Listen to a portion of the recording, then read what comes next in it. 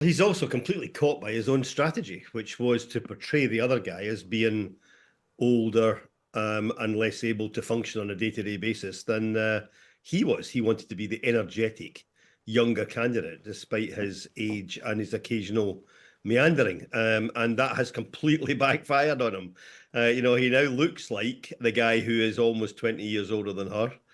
He looks like a guy that struggles to pull a decent speech together. So Kamala Harris described Donald Trump as a dangerous and unserious man and promised Americans a new way forward as she formally accepted the Democratic Party's presidential nomination at their convention in Chicago. There was some detail on how she'd reform reproductive rights, on the economy, and bring about a ceasefire in Gaza. Question some people are asking this morning is, did she do enough? There's a piece by David Charter online right now, if you go to the digital edition of The Times, saying that it lacked policy and empathy. Nikki, what did you make of Kamala Harris's speech? Well, I think it did what it needed to do. I mean, it came at the end, obviously, of a pretty extraordinary, 4 or 5 days for the Democrats. I think the thing that really struck me was what a difference this convention was compared to how it would have been had Joe Biden been continuing as their candidate. And you got the impression that the Democrats were incredibly pumped up, that it was a whole level of energy, that it's extraordinary to see. Did her speech do? I think what she had to do was to introduce herself more to the American people who, despite the fact that she's been vice president for nearly 4 years, probably people don't really know her well because no one ever really hears from the vice president unless things go very wrong. And I think it did that. I think it introduced her background. Obviously, her husband spoke earlier in the week. She's got a lot of, obviously, the big name supporters. And I think there's time really for the policies and the vision thing to follow. She's got the first televised, or perhaps the only televised debate between her and Trump coming in early-ish September. And I think all she needed to do really was to be herself, to show why she's not Trump, and to give that level of energy. And I thought the other thing, just finally, the word they used of the week was joy, which is not a word you often hear in political campaigning, and yet I think probably it's the word that the American people do need to hear. Really interesting. What are your thoughts, Jack? At the moment, I think this is one of the smartest political campaigns that we've ever seen. She's gone from someone who didn't have great public support 5-6 weeks ago, didn't seem to have particularly strong support in her own party, and whose judgment was not really trusted in full.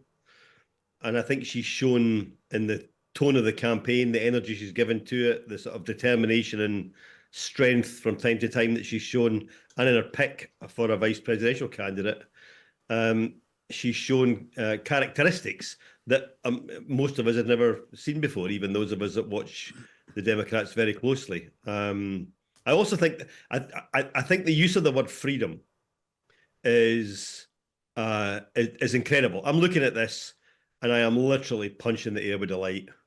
We have allowed in the left of centre, we have allowed the far right and the right, and in America certainly the Republicans, to capture the commitment to freedom and to use that in their rhetoric unchallenged. And sometimes we've been at fault, I think, on the left, using the state too much, or at least implying that we want to interfere in people's lives. But I think the way that she has completely redefined the American commitment to freedom in the last fortnight is just astonishing. And it gives all of us hope that we can rewrite the political script around the world, that people who believe in democracy believe in freedom, and people who believe in the rule of law believe in freedom. People who believe in human rights and societal development believe in freedom. And I think it's remarkable. I thought Tim Walz's speech, which focused largely on this on Wednesday night, it was remarkable redefinition of the political territory, and they've done it in 5 weeks. And Trump is floundering, and But it's not over yet. But I think it's a remarkable campaign over the past month. But Nikki, I guess this is one of the criticisms that comes Kamala Harris's way, is that she does have great scriptwriters, like Jack's talking about there. The way she is delivering those speeches is really good. But as yet, she hasn't done a sit-down interview with a journalist that sort of picked apart her policy. She hasn't done a press conference where reporters have been able to ask her questions and she's had to come up with answers off the cuff, on the hoof. And I guess that is a different kind of challenge, which may well come, and many people who are Democrats saying it will come. But in some ways, it's kind of easier when a script is well written, as they evidently are at the moment. Well, yeah, of course that's right. When you've got somebody else writing the words, or she will have given presumably a framework of the tone that she wants to strike and the personality she wants to convey and everything else. But even so, I mean, I was talking to somebody who was there. I mean, was a massive convention centre, far bigger than anything we could ever imagine for party conferences here. And she's got to speak to those thousands of people in the room, but also, to prime time TV audiences.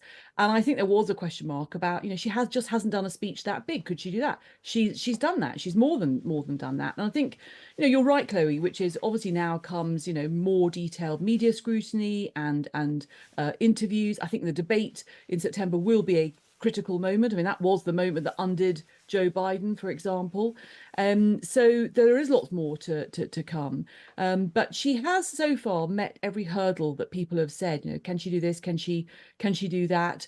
And I think Jack's absolutely right about, the use of the word freedom, but also I think the sort of patriotic tone that is very important, I think, for US presidential candidates to strike. And she starts off just by saying, I love my country. And there was lots and lots about America and what a great country it is. And it is a very clever campaign. And it'll be fascinating to see how Trump really does respond. If he responds, if he leaves it to Vance, his vice presidential candidate, whether he leaves it to others, whether he just ignores Kamala Harris entirely and just goes back to talking about the issues that he has been pushing for a long time.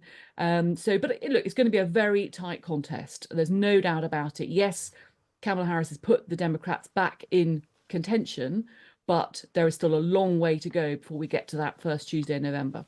Jack, we spoke a little bit earlier on to Brett Bruen, who used to work for Obama at the White House. And he was saying that Kamala Harris's tactic towards Trump has been really successful so far because she's made him look pathetic and she doesn't engage with him on his terms. And he felt that was what was really successful. And I guess that's what is the challenge for Trump at the moment. He almost doesn't quite know how to deal with Kamala Harris. He doesn't know which approach to go for. And he's trying lots of different ones. He doesn't seem to have landed it, whereas Kamala Harris seems to have so far got it right with her approach to Trump. Well, he's also completely caught by his own strategy, which was to portray the other guy as being older and less able to function on a day-to-day basis than he was. He wanted to be the energetic, younger candidate, despite his age and his occasional meandering. And that has completely backfired on him. He now looks like the guy who is almost 20 years older than her. He looks like a guy that struggles to pull a decent speech together.